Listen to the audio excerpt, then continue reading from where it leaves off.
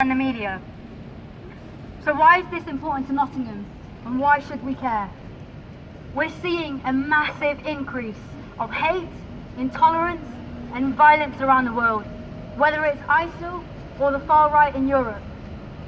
Just this Saturday we saw a march by the EDL and offshoots from the EDL in Nottingham against immigrants. All of this and much more creates a climate of fear. We have to resist this fear by coming together for justice and against hate by any means necessary. So I wanted to talk a little bit about my own personal journey. So for a long time I've always felt like I had to put my sexuality in one corner and my religion in another corner. And it took years for me to get used to and really learn to love myself for who I am, in terms of being me in all of my diversity, as a queer, Muslim, feminist woman of colour. And so what happened in Orlando makes it even that much more tragic, that this was a safe space for people to come together and to really just be who they are without fear. And many of the people that were there that evening have unfortunately been outed now, given the events that have happened. And it just goes to show how important these spaces are. They exist for a reason. They exist because of the intolerance that we face in mainstream society. That's just facts.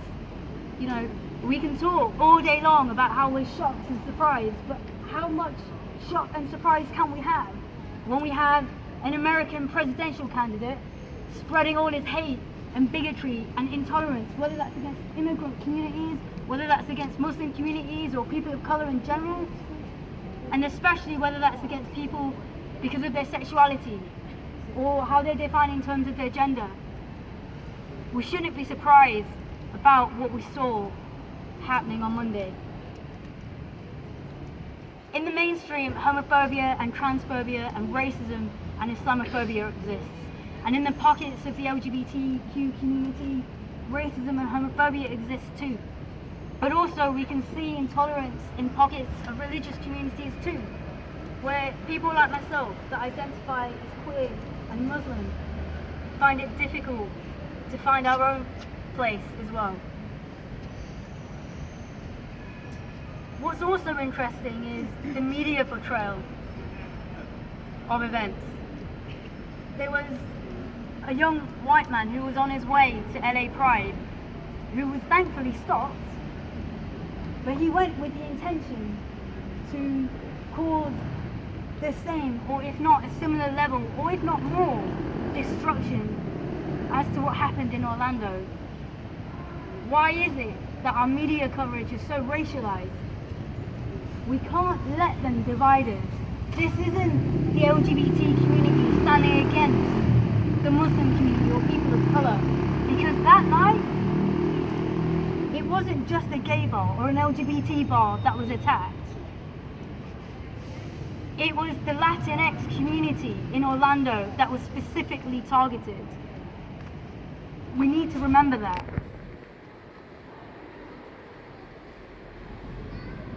I just want to end on saying, when events like this happen, we're always left with a sense of not knowing what to do next. You know, so we go to vigils like this, but what can we do? What can we really do to make a difference? And that difference starts by making the smallest difference. You hear any form of prejudice, whether that be in the workplace or your friends or your family, just taking them to the side and saying, you know what you said wasn't okay. And just explaining why. But that, of course, is depending on whether you feel safe to do that. Because safety matters too. That's really, really important. But we can all do our bit to stand up and make that difference in our local communities. And really standing together and not letting media that has their own agenda divide us. It's at times like this that really we need to be standing together in all of our diversity and really showing what we're really about. Thank you so much for this turnout. And before I kind of invite everyone or whoever would like to talk and say their bit, if we could do 2-minute silence.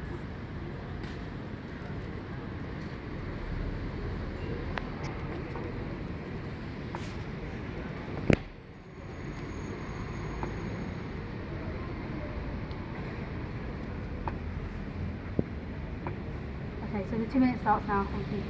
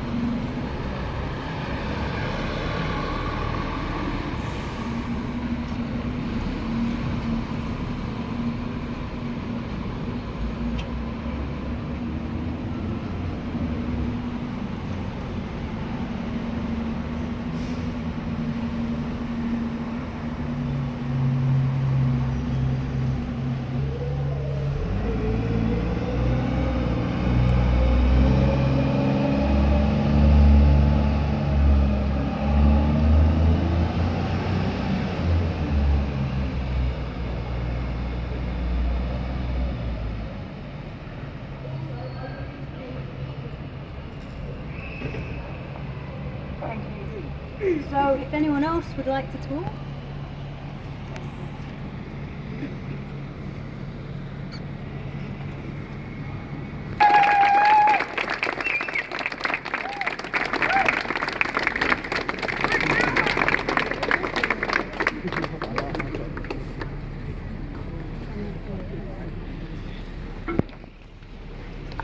As a person of faith and a Quaker, I turn in times like this to our book, The Quaker Faith and Practice.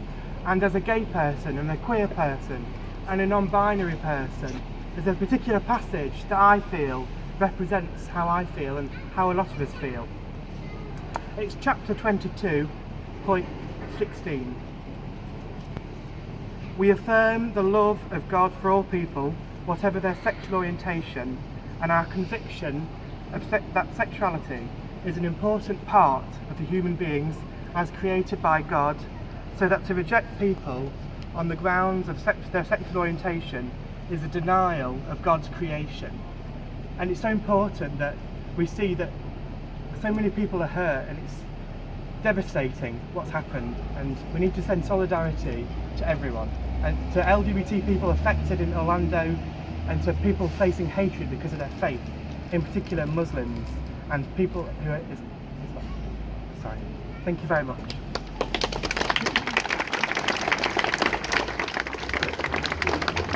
Hiya, my name's Rose and I'm a lesbian, and I'd just like to say I've been watching this unfold in the media over the last few days, and everybody's talking about what this guy's allegiance to religious organisations, political organisations, what his allegiance is. And I'm sitting there thinking his allegiance is to every single religious organisation, political organisation and individual on this planet who perpetrates homophobia. And what we need to do is to stop right down here, the slurs, the insults, the attacks on the street, the bloody awful way that lesbian and gay people are still being treated. Yeah, we can get married. And intersex people and bisexual people. And I just want to say we need to stop right down there at the very start, because this is what all of that homophobia leads to.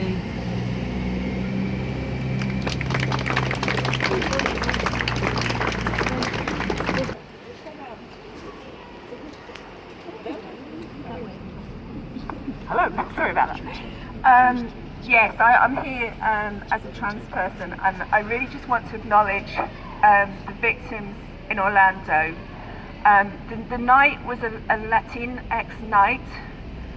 The majority of the people who died were people of colour. We all know the race of the person who perpetrated this atrocity, but we're whitewashing the identities of the people who died. They were Latinx people who are not necessarily comfortable under the American flag, which is why I removed the American flag. They were, many of them, trans women, genderqueer people, non-binary people, as well as lesbian and gay. This was not a gay atrocity, it was not an attack against American ideals and liberty and freedom.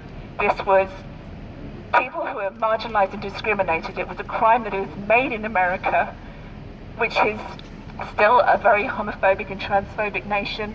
They still are trying to exclude trans people from even being able to use a bathroom. And this isn't some outside force. This guy was born in America, he was raised in America, and this was a made in America crime.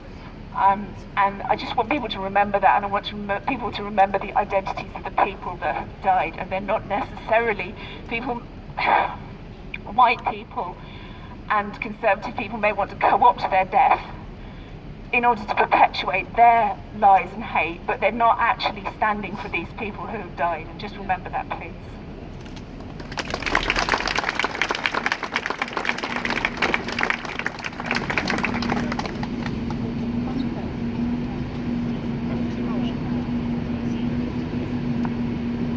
Okay, I'd just really like to echo what's been said so far, and I want to issue a challenge to my fellow white people who are here for being complicit in organisations, practices, etc. that allow discrimination and prejudice to exist. It's not easy to hear, and people like to deny it, but it's true. If we walk past, if we allow those slurs, if we allow the whitewashing of these kinds of events, we are taking part, actively or passively, in the discrimination of other people. And I'm sorry, that's just not okay. You might like to think that you're a nice left-leaning person, but if you're not standing up for your brothers and sisters, then I'm sorry, but your politics just don't mean anything. It's easy to say, it's harder to do. In the media, in the politics, we see a whitewashing of these kinds of stories and hijacking of events to promote other insidious, racist, xenophobic agendas. The Islamophobia in the media after this event is quite frankly disgusting, and it makes me ashamed to be a white person. And I'm standing here and I'm saying, no, I'm not having it. I'm standing with Miriam, I'm standing with everybody and saying we must end discrimination, we have to end oppression now, and it is up to us to stand with people and say no. We need more representation, we need more solidarity. And it's everywhere. The Green Party, for example, is an example of an organisation dominated by white men that claims to speak for equality and diversity, yet is, in my experience, a vanilla and discriminatory group that gaslights and silences those with diverse experiences. This is not unique, it's in every political party. It's a reflection of wider society. If things are going to change, we have to make the decision to collectively change them, which means listening. It means standing with people who are experiencing oppression for whatever reason. We don't have the answers just because we're white. We need to stand with those who know best what they need.